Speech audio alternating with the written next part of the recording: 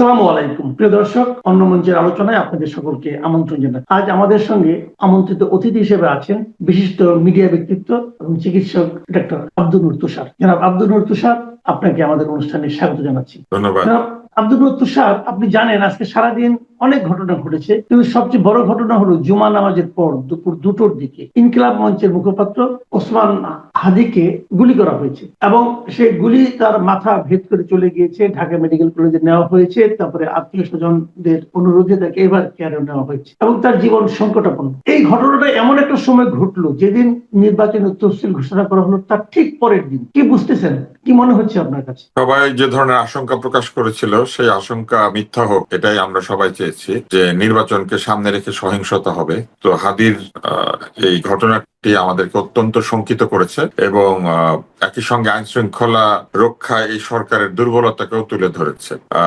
যে ভিডিওটি আমি দেখেছি সেইখানে যেটি মনে হয়েছে সেটি হচ্ছে যে যারা খুন করেছে তারা পরিকল্পিত এবং তারা পেশাদার। কেননা একটা চলন্ত যানবাহন থেকে আরেকটি চলন্ত যানবাহনে গুলি করা কিংবা কাউকে লক্ষ্যভেদ করা এবং এইরকম মারাত্মক ভাবে এটা আসলে খুবই কঠিন। ফলে আমি বলবো যে যারাই এই পরিকল্পনা করে থাকুক, যারাই এর সঙ্গে জড়িত থাকুক, সকলকে শনাক্ত করে তাদেরকে আইনের আওতায় নিয়ে এসে বিচারের ব্যবস্থা করা দরকার। আর আমি ব্যক্তিগতভাবে খুবই দুঃখিত, হাদি তরুণ, হাদি এক ধরনের রাজনীতি সামনে নিয়ে এসেছিল, যে রাজনীতিতে তারুণ্যের তীব্র উদ্দীপনার বহিঃপ্রকাশ ছিল।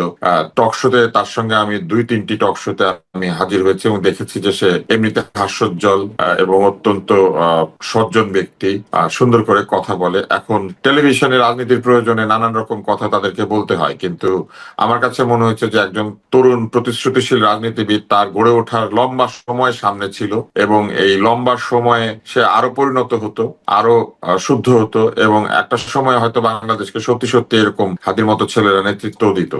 আমরা তো ভবিষ্যৎ জানি না, কিন্তু কারো অধিকার নাই, যত রাজনৈতিক দ্বিমত থাকুক, যত রকম ভেদাভেদ থাকুক, যত প্রতিদ্বন্দ্বিতা থাকুক, কারো অধিকার নাই, কোনোভাবে কেউ এটা পারে না যে কাউকে, তার প্রতিপক্ষকে অথবা যে কোনো লোককে, বাংলাদেশের যে কোনো নাগরিককে এইভাবে আহত বা নিহত করার চেষ্টা করা। আমি মনে করি যে এটা আমাদের সমাজের যে তীব্র অধঃপতন, সে অধঃপতনের একটা ছবি, যেখানে একজন তরুণের সঙ্গে যে কোনো কারণেই হোক, যে কোনো বিভেদের কারণে হোক, একজন তরুণ প্রতিশ্রুতিশীল রাজনীতিবিদকে এইভাবে ভায়োলেন্স বা সন্ত্রাসের শিকার হওয়া, আমি মনে করি যে এটা আমাদের জন্য খুব সুখকর না।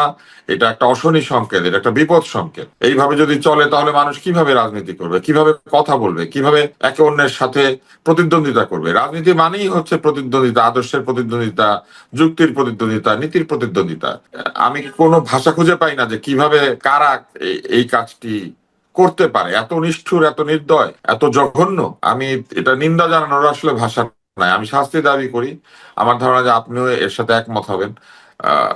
আমি মনে করি যে আমাদের আইন শৃঙ্খলা বাহিনী ঠিকই খুঁজে বের করতে পারবে কারা এটা করেছে, এবং যদি খুঁজে বের করতে পারে তাদেরকে দ্রুত আইনের আওতায় নিয়ে আমি মনে করি যত দ্রুত সম্ভব বিচার করা উচিত। আমি হাদির আরোগ্য কামনা করি। আল্লাহ তাআলা চাইলে যে কোনো কিছু পারেন। হাদির জীবনী শক্তি আল্লাহ যা দিয়েছেন সেটি তিনি বৃদ্ধি করে দেন এবং হাদিকে দীর্ঘ জীবন দেন। হাদি যেভাবেই হোক আমাদের মধ্যে বেঁচে থাকুক এবং আমাদের সঙ্গে থাকুক। আরেকটা জিনিস, আপনি নিজে তো একজন চিকিৎসক, আপনি নিশ্চয়ই আপনার বন্ধু বান্ধব আছে যারা নাকি চিকিৎসার সঙ্গে জড়িত ছিলেন। আপনি কতটুকু আশঙ্কা করছেন যে তার মানে এখন আসলে অবস্থাটা কেমন? মস্তিষ্কের যে কোনো ইনজুরি, যে কোনো আঘাত কিন্তু অন্যান্য জায়গার আঘাতের চেয়ে অধিকতর গুরুত্বপূর্ণ এবং আশঙ্কাজনক। কেননা আমাদের ব্রেইনটা আল্লাহ তাআলা এমন ভাবে বসিয়েছেন, আমাদের ব্রেইনটা যাতে প্রোটেক্টেড থাকে। আমাদের যে খুলি বা স্কাল, এটা অত্যন্ত শক্ত হাড় দিয়ে তৈরি করা এবং আমাদের ব্রেইনটা পানির মধ্যে বসানো থাকে এবং সেইখানে যে কোনো আঘাত, একটা লাঠির আঘাতও অত্যন্ত ভয়ঙ্কর হয়ে যেতে পারে। মানুষ পড়ে গেলে পর্যন্ত, একটা লঞ্চে ওঠার সময় যে লঞ্চের ছোট দরজা গেট ধাক্কা খায়, সেখানে পর্যন্ত অনেক সময় ভয়ানক দুর্ঘটনা ঘটে যায়। তো সেই জায়গাতে গুলি করা হয়েছে। ডাক্তাররা যেটা বলেছেন যে গুলিটা একদিক দিয়ে ঢুকেছে, মাথায় এক পাশ দিয়ে ঢুকেছে, কানের উপরে যে হাড়টা থাকে সেই কানের উপরের হাড় দিয়ে ঢুকে পেছনের হাড়টা দিয়ে বের হয়ে গিয়েছে। মুশকিল যেটা সেটা হচ্ছে যে হাদির এরই মধ্যে 2টা কার্ডিয়াক অ্যারেস্ট হয়েছে বলে ডাক্তাররা জানিয়েছেন।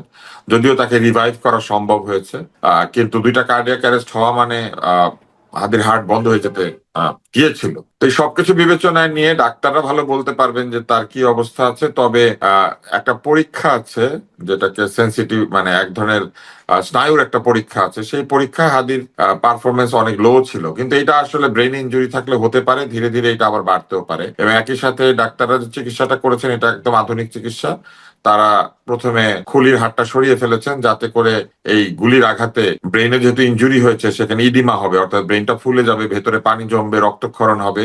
ব্রেন যাতে কোনো চাপে না পড়ে, কারণ ব্রেনের চাপ সৃষ্টি হলে ওই চাপের কারণে ব্রেইনের ক্ষতি হয়। তো সেইটা তারা প্রথমে দূর করেছেন, তারপরে তারা রক্তক্ষরণ বন্ধ করেছেন, তারপরে খুলিটা খুলে রেখে দিয়েছেন। এবং এইটার পরে যখন হাদি সুস্থ হয়ে উঠবেন তখন আবার এটা বসানো যাবে। আপনার নিশ্চয়ই মনে আছে প্রথম আলোর একজন সাংবাদিক, একটা রোড ট্রাফিক অ্যাক্সিডেন্ট হয়েছিল, তার হওয়ার পরে তার এরকম খুলিটা খুলে রেখে দেওয়া হয়েছিল, পরে কিন্তু সেটা বসিয়ে দেওয়া হয়েছে। এরকম আরো কয়েকজন সাংবাদিক আমরা জানি তাদের এই ধরনের ইনজুরির পরে তারা বেঁচে ভালো হয়ে উঠেছেন। আমরা দু একজন ডাক্তারকেও জানি তারা এরকম হেড ইনজুরি থেকে বেঁচে উঠেছেন।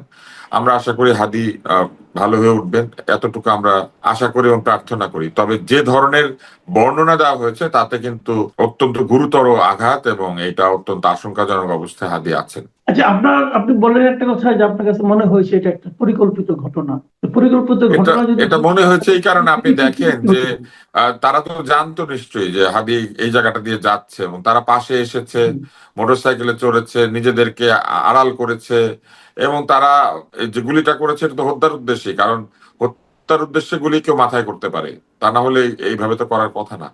তো এটা নিশ্চয়ই হ্যাঁ। পরিকল্পিত। আর একেবারে যেদিন তার তফসিল ঘোষণা করা হলো নির্বাচনের পরের দিনই এই ঘটনাটা ঘটলো, আহ সবকিছু মিলে এটা তো মনেই হচ্ছে যেটা একটা পরিকল্পিত ঘটনা। আরেকটা জিনিস আমি লক্ষ্য করলাম যে আপনি নিশ্চয়ই ভিডিওটা দেখেছেন যে প্রথমে গুলি করার পর যে রিক্সাগুলো থেকে নিয়ে যাওয়া হচ্ছিল সেখানে যিনি ভিডিও করছিলেন তার চেহারা আমি দেখতে পাই নাই, কিন্তু উনি বারবার একটা কথা উচ্চারণ করছিলেন যে উনি ঢাকা 8-এ নির্বাচনে প্রতিদ্বন্দ্বিতা করার কারণে তাকে হত্যা করা হচ্ছে।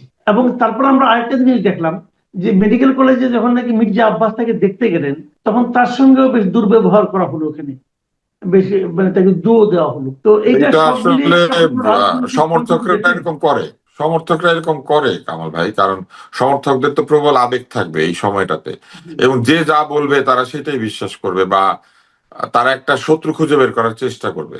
এটা আমি অতীতেও বিভিন্ন ঘটনায় দেখেছি যে এই ধরনের কিছু নাম উচ্চারণ করলেই লোকে প্রথমে এদের বিরুদ্ধে একটা রেগে যায় বা এরকম করার চেষ্টা করে। তো আপনি নিজেই বললেন যে ভিডিওর মধ্যে এরকম বলা হচ্ছিল, তো এরকম বললে পরে মানুষ তো তার প্রতিদ্বন্দ্বীদেরকে প্রথমে দায়ী করবে, কিন্তু আমার মনে হয় না যে এই বিষয়গুলি বাড়তে দেওয়া উচিত। বরং আমার মনে হয় যে সকল দল ও মত নির্বিশেষে সবাই মিলে হাদির খুনিদেরকে শনাক্ত করা, আইনের আওতায় আনা এবং বিচার করার জন্য দাবি জানানো উচিত। কিন্তু আমি খুবই অবাক হই যে এইরকম একটি দুর্ঘটনার পরেও আমাদের যারা আইন শৃঙ্খলা রক্ষা করবেন বলে শপথ নিয়েছেন তাদের কেন জানি আমার কাছে খুবই দুর্বল এবং খুবই স্লো মনে হয়, ধীর গতি সম্পন্ন মনে হয়। আমি একটা ভিডিও দেখেছি, নির্বাচনের সহিংসতা নিয়ে প্রশ্ন করা হচ্ছে এবং উপদেষ্টা উত্তর দিচ্ছেন পেঁয়াজের দাম কেন বেড়ে গিয়েছে। এটা সত্য না মিথ্যা আমি জানি না, এটা ফেক না আসল। কিন্তু এইরকম অ্যাটিটিউড যদি থাকে, এরকম যদি এড়িয়ে যাওয়ার প্রবণতা থাকে, তাহলে আজকে হাদি, কালকে আরেকজন, পরশু আরেকজন, এটা তো হতে পারে না। বাংলাদেশ এরকম মৃত্যুর মিছিলের দেশ হতে পারে না। বাংলাদেশ এরকম অশান্ত সন্ত্রাসের জনপদ হতে পারে না। বাংলাদেশ এইভাবে তরুণ প্রাণ আর ক্ষয় করতে পারে না। আমি আমি জানি না যে কেন আসলে মানুষ সামান্য দুঃখ প্রকাশটুকু পর্যন্ত ঠিক মতো করে না। মানুষ কেন, মানে সব মানুষের কথা বলবো না আমি, ক্ষমতাবান মানুষেরা কেন এইভাবে দায়িত্বকে এড়িয়ে গিয়ে অনেকটা উট পাখির মতো মাথা গুঁজে থাকে। আমি কিন্তু নিজে আশাবাদী, আশাবাদী এই কারণে আপনি দেখেন মোহাম্মদপুরে এই যে মা মেয়েকে খুন করা হলো, একজন গৃহ পরিচারিকা, তার নাম কেউ জানতো না, তার কোনো ছবি ছিল না, সে এখানে সবসময় বোরখায় মুখ ঢেকে ঢুকতো এবং সবকিছু দেখলাম তাকে চেনার কোনো উপায় নেই, তার নামও নাকি ঠিক নাই। তারপরেও তাকে কিন্তু পুলিশ 2 দিনের মধ্যে ধরে ফেললো।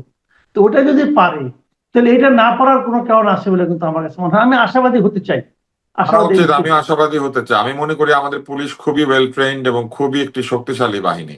পুলিশের মনোবল ভঙ্গ হওয়ার কারণে পুলিশ নিষ্ক্রিয়তা দেখিয়েছে বা নিষ্ক্রিয় ছিল, বা অনেক পুলিশ হয়তো এখনো খানিকটা এরকম মনোবলহীনতায় ভোগেন। কিন্তু আমি মনে করি যে এই হাদির ঘটনার ভেতর দিয়ে দোষীদেরকে শনাক্ত করে ধৃত করে তারা কিন্তু এই মনোবল শুধু না, জনগণের মধ্যে তাদের যে বিশ্বাস আস্থা সেটাকে আরো বাড়িয়ে তুলতে পারেন। আর ওই ঘটনাটাও আবার চিন্তা করেন, আমরা সাধারণ মানুষও কিন্তু আমাদের নিরাপত্তার ব্যাপারে খুব অসচেতন। একদম অপরিচিত একজনকে 4 দিনের জন্য এরকম চাকরি দিয়ে দেওয়া, তার এনআইডি বা অন্য কোনো পরিচয় জানতে না চাওয়া, একটা রেফারেন্স পেলেই তাকে নিয়ে নেওয়া। আমার মনে আছে যে গৃহ পরিচারিকা এমনকি নতুন ভাড়াটিয়া পর্যন্ত কোথাও উঠলে এলাকাতে থানায় রিপোর্ট করার কথা, এবং থানা কিন্তু এটা বারবার জানিয়েছে। কিন্তু আমি দেখি যে আমাদের সাধারণ মানুষ কেন জানি খুবই রিলাক্টেন্ট, খুবই এক ধরনের দায় সারা। তারা মনে করে যে না, এগুলা করে কোনো লাভ হবে না, এগুলা করতে গেলে অযথা ঝামেলা। এগুলো অযথা ঝামেলা না, আমাদের সকলকে এই সাবধানতা অবলম্বন করতে হবে। দুর্ঘটনা তো সবার বাড়িতে ঘটে না, কিন্তু আমরা কি করে হুম, জানবো যে কালকে কার বাড়িতে এই দুর্ঘটনাটা ঘটবে? ফলে এই যে গৃহকর্মী নিয়োগ করা, নতুন দারোয়ান নিয়োগ করা, নতুন কর্মচারী আনা, বা অপরিচিত ব্যক্তিকে বাড়িতে বা নিচে দেখা বা আশ্রয় দেওয়া, আহ এই বিষয়গুলি নিয়ে আমাদের কিন্তু সচেতন হওয়া উচিত। এমনকি নতুন ভাড়াটিয়া ওঠা, সেই ভাড়াটিয়ার পরিচয় সম্পর্কে যথেষ্ট পরিমাণে জেনে রাখা উচিত। জি। এখন একটু রাজনীতির প্রসঙ্গে আসি। এখান থেকে এটা হলো, আমরা এটা দেখেছি যে হাদির এই ঘটনাকে কেন্দ্র করে কিন্তু সকল রাজনৈতিক দলের নেতৃবৃন্দ সবাই কিন্তু এটাকে নিন্দা জানিয়েছেন এবং অপরাধীকে ধরার জন্য সরকারের উপর তাগিদ দিয়েছেন। এর পাশাপাশি বিএনপির একটা বড় খবর আমরা আজকে দেখলাম, সেটা হলো যে বিএনপি আনুষ্ঠানিকভাবে জানিয়েছেন যে তাদের নেতা ভারপ্রাপ্ত চেয়ারম্যান মিস্টার তারেক রহমান উনি এই মাসের 25 তারিখে দেশে ফিরতেছেন। এই প্রথম একটা তারিখ পাওয়া গেল। তো এটা কি আপনি মনে করেন যে বিএনপির জন্য একটা নতুন ইতিবাচক দিক, বিএনপির জন্য পজিটিভ কিছু, এবং আমাদের দেশের রাজনীতির জন্য কতটা পজিটিভ হবে? অবশ্যই এটা একটা ইতিবাচক দিক, কেননা বিএনপির প্রধান নেতা অসুস্থ, তিনি হাসপাতালে আছেন এবং এই মুহূর্তে কোনো আদেশ নির্দেশ দিতে পারছেন না। তো দ্বিতীয় ব্যক্তি যিনি বিএনপির ভারপ্রাপ্ত চেয়ারপারসন, তিনি এইখানে থাকাটা বিএনপির মনোবল অনেক বাড়িয়ে দিবে। পাশাপাশি তিনি এখানে উপস্থিত হলে সরাসরি দল প্রতি মুহূর্তে তার কাছ থেকে শারীরিকভাবে মানে উপস্থিত থেকে নির্দেশ পাবে। তিনি আবার পুরনো যে সম্পর্কগুলি আছে, জনসংযোগগুলি, সেগুলি করতে পারবেন। বহু বিষয় রয়েছে দলের অভ্যন্তরে যেগুলি তিনি সরাসরি সমাধান করতে পারবেন। ফলে নেতৃত্ব ফিরে আসা তো অবশ্যই তাদের দলের জন্য একটা গুরুত্বপূর্ণ বিষয়। আর 25শে ডিসেম্বর বেছে নিয়েছেন ক্রিসমাস ডে, এটা একটা আনন্দের দিবস। আহ আহ, বাংলাদেশে প্রচুর খ্রিস্ট ধর্মাবলম্বী আছেন তাদের জন্য, পাশাপাশি এটা একটা বিশেষ দিবস। সারা পৃথিবীতে এটাকে নানান ভাবে আনন্দের সঙ্গে পালন করা হয়। তো এটা এরকম একটা দিবসে তিনি ফিরে আসা অনেকটা সান্টা ক্লজের মতো। তো এটা খারাপ কিছু না, এটাও একটা আনন্দের ব্যাপার যে তিনি তার দলের কাছে আসছেন। এবং আমি মনে করি যে তার দল একই সঙ্গে যেমন আনন্দিত হবে, তেমনি তার দলের মধ্যে যারা কোন্দল করেছেন, উৎপাত করেছেন, চাঁদাবাজির অভিযোগ উঠেছে, তারাও নিশ্চয়ই শঙ্কিত হয়ে উঠবেন যে নেতা এখানে উপস্থিত থাকলে তাদের এই অন্যায় কর্মকাণ্ড নিশ্চয় আরো কঠোরভাবে তিনি দমন করবেন, এটা মানুষের আশা। আর পাশাপাশি তার মা আছেন, তিনি যদি তার মায়ের শয্যা পাশে থাকেন সেটাও একটা ভালো বিষয় হবে। সবকিছু মিলে আমার কাছে মনে হয় এটা একটা ইতিবাচক ঘটনা। তবে দেশের আইন শৃঙ্খলা পরিস্থিতিকে অবশ্যই আরো কঠোরভাবে নিয়ন্ত্রণ করতে হবে এই সরকারকে। আহ, আজকের মতো এরকম একটি ঘটনা ঘটে গিয়েছে, যে ঘটনাটি আসলে পুরো দেশের আইন শৃঙ্খলা পরিস্থিতিকে আরেকবার প্রশ্নের সম্মুখীন করেছে। জি। কারণ অনেকেই কিন্তু বলছিলেন যে তারেক রহমানের নিরাপত্তার একটা ইস্যু আছে। এখন উনি যেদিন আসার সিদ্ধান্ত নিলেন ওই দিনই এমন একটা ঘটনা ঘটানো হলো অথবা ঘটলো, যেটা নাকি মনে করেন আমাদের জন্য আসলে আতঙ্কের কারণে কিন্তু হয়ে যাচ্ছে। তো সরকারের এই ব্যাপারে কি ভূমিকা থাকবে? এবং আমার তো এখনো মনে হয়, আমি তো নিজে বলতেই চাই যে হাদির এই ঘটনা যদি আমি এককভাবে কাউকে দোষারোপ করি, দায় দেই, আমি মনে করি এই দায় সরকারকে নিতে হবে। এবং সরকার এই দায় এড়াতে পারবে না। যদি কমাতে চায় তাহলে কমানোর একমাত্র উপায় হলো দোষীদেরকে অতি দ্রুত গ্রেপ্তার করা অথবা ধরে ফেলা। আপনি কি মনে করেন?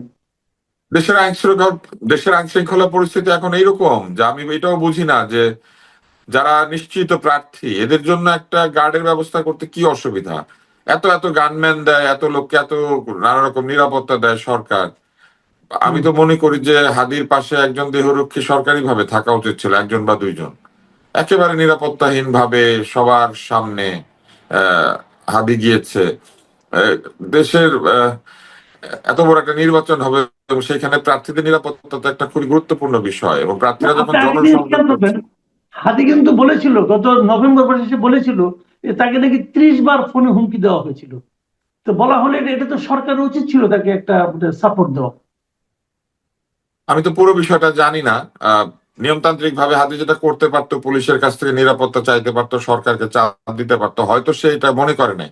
অত্যন্ত সাহসী ছেলে, ফলে সে হয়তো মনে করে নাই, সে ভেবেছে তার বন্ধু বান্ধবরা আছে। যে ধরনের ছবি বা অন্যান্য বিষয়গুলি ফেসবুকে আসছে, এগুলো সত্যি হলে তো বুঝতে হবে যে ঘাতক তার আশেপাশে নাকি বসে মিটিংও করেছে, এরকম কথাবার্তা আসছে। সত্য কিনা জানি না। যেটাই জি সত্য হোক কিংবা সত্য যতই কঠিন হোক, আমার কাছে মনে হয় যে এটা দ্রুত দ্রুত এই সত্য উদ্ঘাটন করা জরুরি। আর আহ, জীবনের হুমকির কথা যদি বলেন, তাহলে বাংলাদেশে এখন যারাই কোনো সত্যি কথা বলছে বা যারাই কোনো উচ্চ কণ্ঠে কথা বলছে, তাদের সবাইকে হুমকি দেওয়া হচ্ছে। এবং কেউ কম কেউ বেশি হুমকি পাচ্ছে, এবং এই বিষয়গুলিকে আহ, এক ধরনের গা ছাড়া মনোভাব নিয়ে আমাদের সরকার দেখছেন। আমি এটা বুঝি না কোনোভাবেই আসলে, যে কেন এই নির্লিপ্ততা, কেন এই উদাসীনতা, কেন নিরাপত্তার প্রশ্নের উত্তরে পেঁয়াজের দাম নিয়ে গল্প করতে হয়, এটা আমি কোনোভাবেই বুঝতে পারি না। জি, অনেক ধন্যবাদ ডক্টর আব্দুল লতিফ সাহেব। প্রিয় দর্শক, আপনারা শুনলেন আমরা আসলে এমন একটা প্রসঙ্গ নিয়ে কথা বললাম যে এই প্রসঙ্গের শিকার কিন্তু আমরা যে কেউ যে কোনো মুহূর্তে হতে পারি। তো এটা আমরা আসলে সরকারকেই বলবো যে আপনারা সতর্ক হন, কারণ আপনাদের উপরে কিন্তু পুরো দেশটার দায়িত্ব। আপনি নির্বাচন করবেন, একটা ভালো নির্বাচন করার অঙ্গীকার আপনি করেছেন। নির্বাচন কিভাবে ভালো হবে যদি নির্বাচনে যারা প্রার্থী হতে চায় তাদের জীবন যদি এভাবে হুমকির মুখে পড়ে? এটার প্রতি দেখার ব্যাপার। কেবল 12 তারিখে কিভাবে লোকে ভোট দিল এটাই কিন্তু নির্বাচন নয়। নির্বাচনী প্রচারণাও যাতে নাকি নির্বিঘ্ন হতে পারে, শান্তিপূর্ণ হতে পারে, এটাও আপনাদেরই দায়িত্ব। অস্ত্র লুট হয়ে গেছে যেগুলো, সেগুলো উদ্ধার করতে পারেননি কেন? এটাও তো আপনাদেরই ব্যর্থতা। তো এগুলো আমরা কিন্তু প্রশ্ন করতেই থাকবো, এবং যত কিছু ঘটবে দায় কিন্তু আলটিমেটলি সরকারের উপরে আসবে।